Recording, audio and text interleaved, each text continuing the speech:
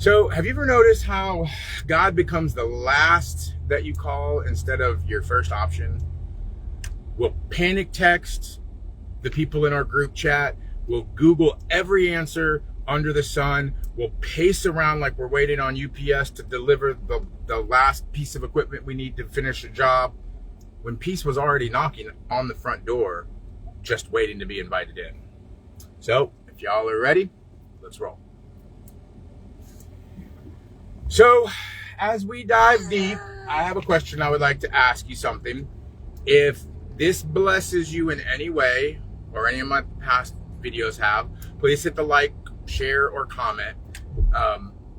Not just for the algorithm, but for the reach of God's word. Let's get this message into the hand of somebody who's feeling like God forgot we're there, that they think that God doesn't think that they're important. One little click might be the nudge to help somebody else feel God's love today. So I remember this time when I was stressing about my business really bad. I was juggling ministry deadlines. There was family issues. Bills were coming in, and then my own weird message. So we were juggling ministry stuff, bills, deadlines, and then my own weird inner critic telling me, you're messing this up, don't mess that up, you're doing this wrong. And you get so overwhelmed that you clean something that doesn't even matter. Like I vacuumed my garage. Yeah, you heard that. All because I didn't want to sit long enough to ask God what to do. And I'll tell you the story about the vacuum in the garage. If anybody asks, I'll tell you the story because that's a true story. 1 Chronicles 16:11 says, search for the Lord and his strength, continually seek him. It doesn't say when things go bad, panic first, or ask everyone else's option and then go to God. It says seek him continually. That means first, not last. That means when you're strong. That means when you're weak. That means when you're in traffic, or that also means when you're in triumph, which is that's a hard time. When things are going good, make sure you're still seeking God.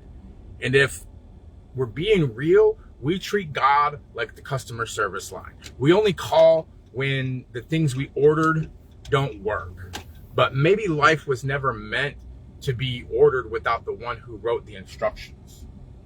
Let me say it this way. If peace feels far off, maybe it's because you've been looking in all the wrong places for something that only the right person can provide. So we're gonna take a quick pause, and I wanna say thank you. If Carpooling with Christ has been speaking into your week, into your month, into your day, into anything, thank you. Thank you to everyone who supports with stars, with watches, with likes, with clicks. That's not gas money. That's grace fuel. I could do without the money. I appreciate it if you send it, and I bless it, and I praise you.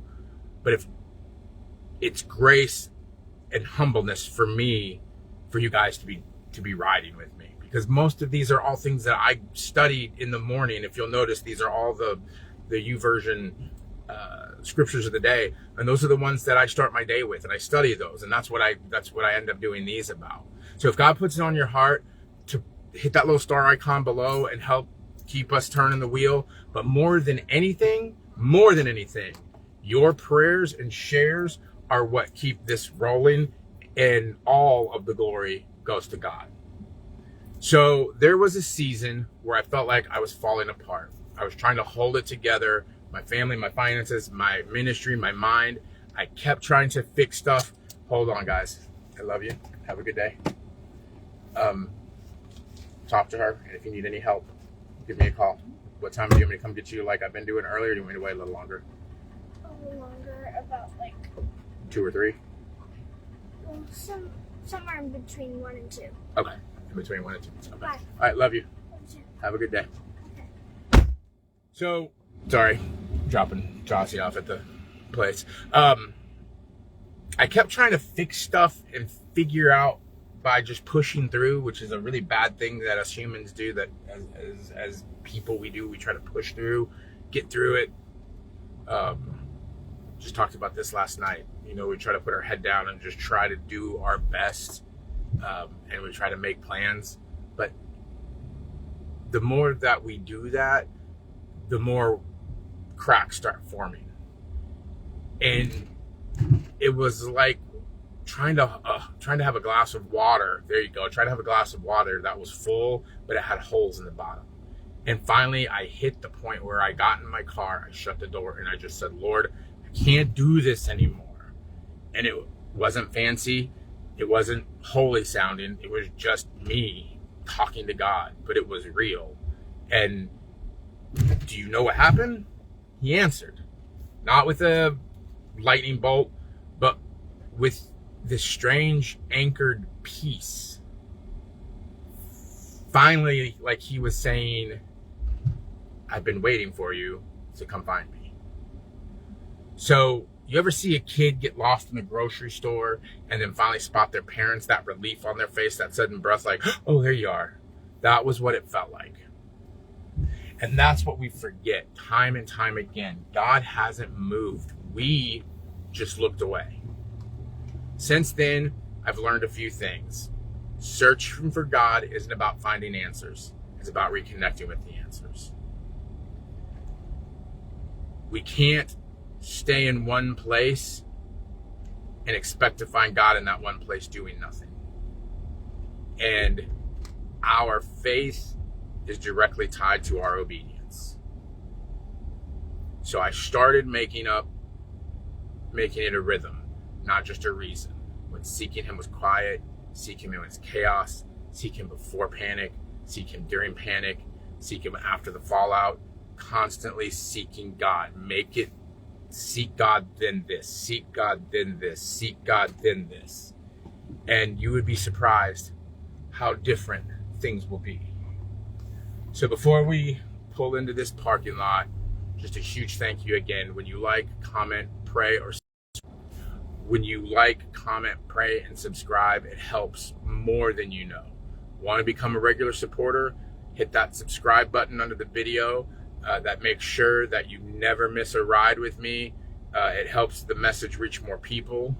You don't need to be rich to make an impact. You just have to be willing and obedient to God. I'm going to say this again because I know I'm going to get the text messages or the messages and I'm not going to even reply to them. But if God is not telling you to do it, do not do it. Don't do it just because I'm asking. If God is telling you to hit the star or subscribe or bless, not even me, anything, I'm telling you now. If God is not telling you to bless something, don't do it just because others are or it sounds like a good idea. Pray to God. Put the money where he's asking you to put it. Because I'm telling you right now, if you got $10,000 and you want to give it to me, I'll take it as a blessing. You couldn't send that to me in the mail or I'll give you my Snapchat. But if God's not telling you to give it to me, the blessing is not the same. Put it where he's asking you to put it. So maybe today is one of those days you flip the script. Instead of God being the emergency contact, make him your first call. Let's stop treating prayer like it's plan B and start treating it like it's the steering wheel, not the spare tire. If you have been trying to figure out everything on your own, what if today, right now, in the car, you say, God, I give up. I need your strength. Help me to find you again. He's not hiding, I promise. He's just waiting for your eyes to come back and meet his. Don't let panic drive you away when peace is in the passenger seat with us.